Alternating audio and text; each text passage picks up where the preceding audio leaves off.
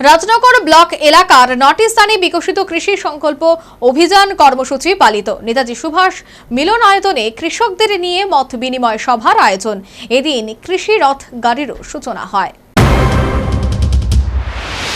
গত 29শে মে গোটা দেশের সাথে রাজ্যেও বিকশিত কৃষি সংকল্প অভিযানের সূচনা হয়।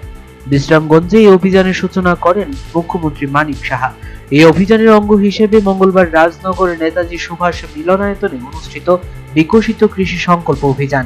সংশ্লিষ্ট কর্মসূচিতে কৃষি বিজ্ঞানী ও দপ্তরের আধিকারিকদের সঙ্গে নিয়ে কৃষকদের সঙ্গে মতবিনিময় সভা ও কর্মশালার আয়োজন করা হয়। অনুষ্ঠানে বিধায়িকা স্বপ্না মজুমদার, রাজনগর পঞ্চায়েত সমিতির চেয়ারপারসন বিশ্বজিৎ নাথ, রাজনগর কৃষি মহকুমার তত্ত্বাবধায়ক দীপক চন্দ্র দাস, মৎস্য দপ্তরের আধিকারিক সহ অন্যান্যরা উপস্থিত ছিলেন। দক্ষিণ জেলার বিভিন্ন ব্লক ভিত্তিক এই বিকশিত সংকল্প ভারত অভিযান কর্মসূচি করা হচ্ছে। এর মধ্যে আজ রাজনগর ব্লক এলাকায় মোট 9টি স্থানে এই কর্মসূচি করা হয়েছে। অনুষ্ঠানে বিধায়িকা সহ অন্যান্য বক্তারা কৃষকদের আয় দ্বিগুণ করার লক্ষ্যে মতামত ব্যক্ত করেছেন।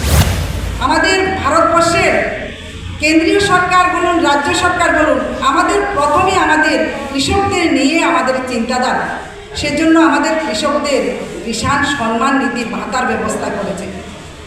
আমাদের রাজ্যে আমাদের ভারতীয় জনতা পার্টির সরকার, আমাদের সরকার প্রতিষ্ঠিত হওয়ার পর আমাদের সরকার চিন্তা করলো আমাদের কৃষক যে ধান উৎপাদন করবে তার যে ন্যায্য মূল্য, সেটা যদি আমরা সরকার উদ্যোগ না নিই তাহলে আমার কৃষক বঞ্চিত হবে। তার জন্য আমাদের ধান কেনার ব্যবস্থা করেছেন আমাদের সরকার। তো আমাদের কৃষকদের যে সময়ে আমাদের যে কৃষিকাজে যে ক্ষতি হয়, আমাদের বন্যা খরায় ক্ষতি হয়, তার জন্য আমাদের ফসল বীমার যোজনার ব্যবস্থা করেছে। আমাদের যে ডিপার্টমেন্টের তরফে আমাদের যে মাটি পরীক্ষা সেটার ব্যবস্থা করেছে, যেটা আগে আমরা কখনো জানতে পারি না, শুনতে পারি না, আমরা দেখি নাই, সেটা এখন আমাদের সরকার সেটা করে যাচ্ছেন কৃষকদের জন্য। পাশাপাশি এদিন উপস্থিত অতিথিরা ফিতা কেটে এবং পূজার্চনার মাধ্যমে কৃষি রথ গাড়ির সূচনা করেন।